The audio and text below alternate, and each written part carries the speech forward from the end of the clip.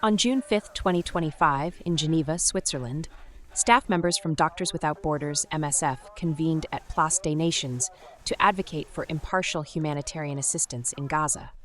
Dressed in red and holding banners with messages like Gaza, all red lines crossed, the demonstrators emphasized the importance of maintaining neutrality in aid delivery.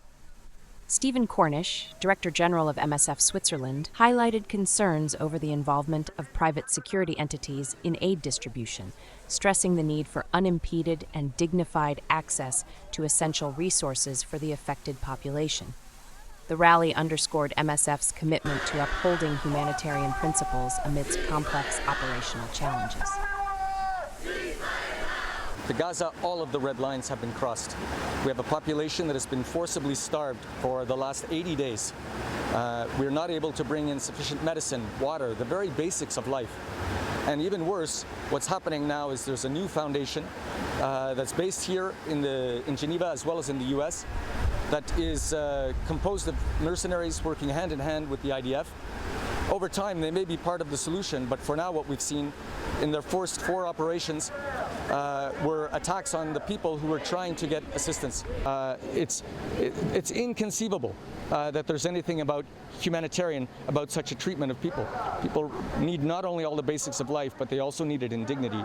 And if you're fearing for your life, running with packages, being mowed down, this is just something that is completely beyond everything we've ever seen.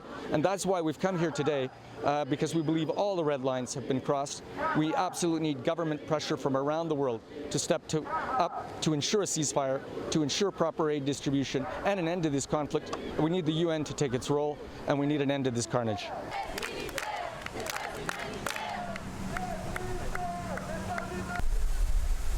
We are in grave fear of ethnic cleansing, and worse, we see repeated war crimes being committed, self-investigated.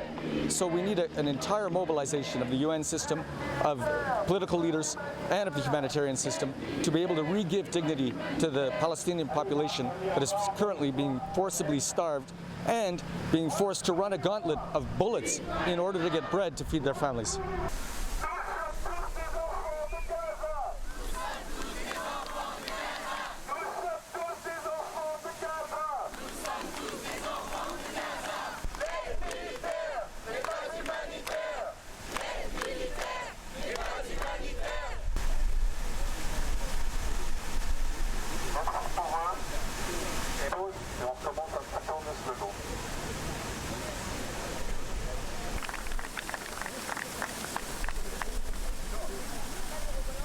And the areas where the Defense Forces and GFH are working right now, they were now suspended yesterday by the forces who say that that's an active combat zone.